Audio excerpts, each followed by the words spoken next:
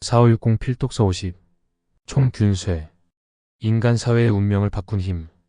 출간 25년 기념 뉴에디션 제레드 다이아몬드 저 강주원 역 김영사 2023년 5월 10일. 제레드 다이아몬드가 저술한 저서.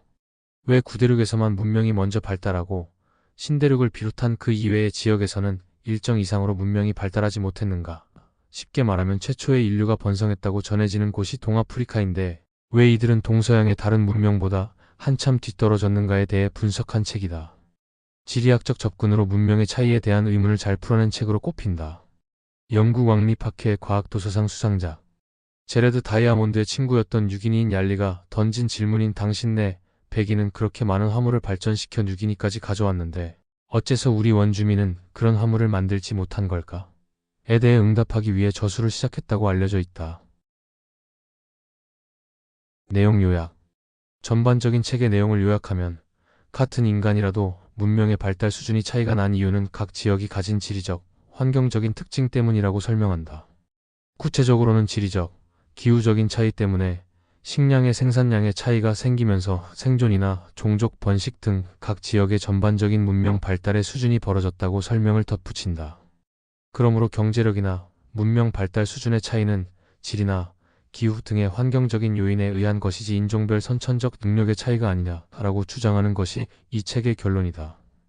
다시 말해서 원시적인 부족 사회의 인간이라 할지라도 문명 사회의 인간과 비교해 유전적으로 지능이 떨어지는 것은 아니라는 것이다. 도시나 발달된 문명 사회에서의 삶에 익숙해진 문명 사회의 인간이 혹독한 자연 환경 속에서 살아오는 부족 사회의 삶에 적응하는 것을 가정하면서 무엇이 먹을 수 있는 야생 식물인지도 구분하지 못하고 원시적인 도구로 야생 동물의 사냥조차 하지 못하는 등 충분히 덜 떨어진 모습을 보여줄 수 있으므로 반드시 현대 문명의 인간이라고 해서 원시 생활을 하는 인간보다 지적으로 뛰어나다고 단정 지을 수는 없다고 주장한다. 그러므로 저자의 친구 얄리의 질문에 대한 답변은 유럽인이 뉴기니인을 지배할 수 있었던 이유는 인종적, 유전적인 차이가 있기 때문이 아니라 환경적 요인으로 인해 발생한 문명의 수준 차이 때문이라고 한다. 책의 항목별로 내용을 간추려보면 아래와 같다. 일부에서는 폴리네시아 사회의 역사를 통하여 인간 사회가 얼마만큼 다양한 모습으로 갈릴 수 있는지 보여준다. 폴리네시아 사회의 인간은 서로 간의 교류가 거의 없다시피 한데다 상이한 자연환경을 지니고 있어서 제국에서부터 단순한 부락에 이르기까지 다양한 형태의 사회적 차이를 보여주었다. 저자는 외부와의 교류가 적고 비교적 고립된 사회였기 때문에 다른 여러 변수의 영향을 받지 않고 사회 간 발달 수준 차이의 원인을 찾아내기 쉬운 사례라는 이유로 폴리네시아를 분석 모델로 삼았다고 한다. 그리고 저자는 폴리네시아의 각 인간 사회 간 발달 수준에서 차이가 나타난 원인은 지리적인 환경의 차이로 식량 생산 능력에서 차이가 있기 때문임을 지적한다. 이후 동일한 논리를 바탕으로 2부와 3부에서는 에스파냐의 피사로 원정대가 잉카 제국을 일방적으로 점령할 수 있었던 원인을 살펴보고 있다. 여기서는 식량 생산과 문명 발달의 구체적인 상관관계가 어떻게 되는지를 더 설명해주고 있다.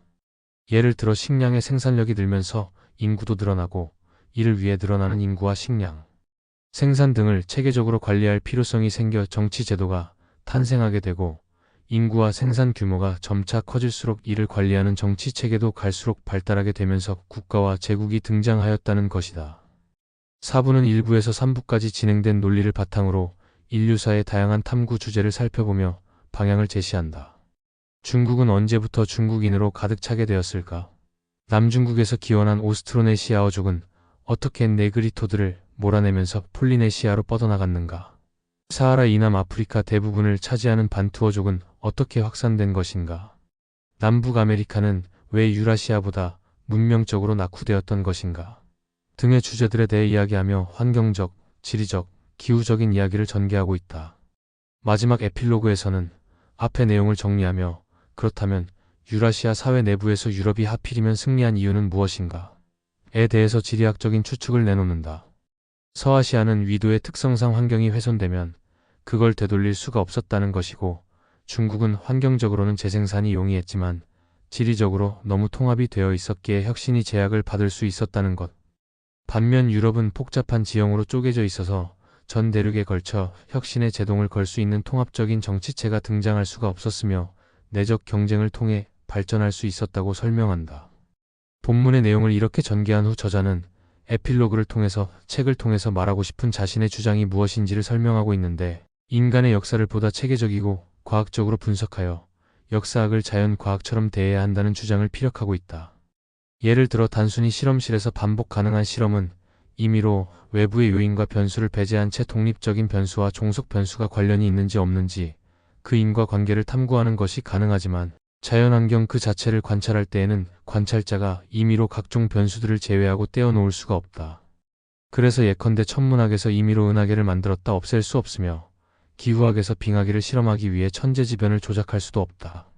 하지만 이들 천문학과 기후학 등의 과학이 과학적인 체계를 갖추고 있고 과학의 작용 요건을 갖추고 있으며 역사학도 본질적으로는 관찰과 분석을 중점으로 하는 과학 분야와 동일한 성격을 지니므로 마찬가지로 과학적 연구가 가능하기에 역사를 과학적으로 연구하여 과거와 현재를 면밀히 분석하여 인류가 나아갈 길을 제시할 수 있다는 낙관을 보여주며 책을 끝맺는다.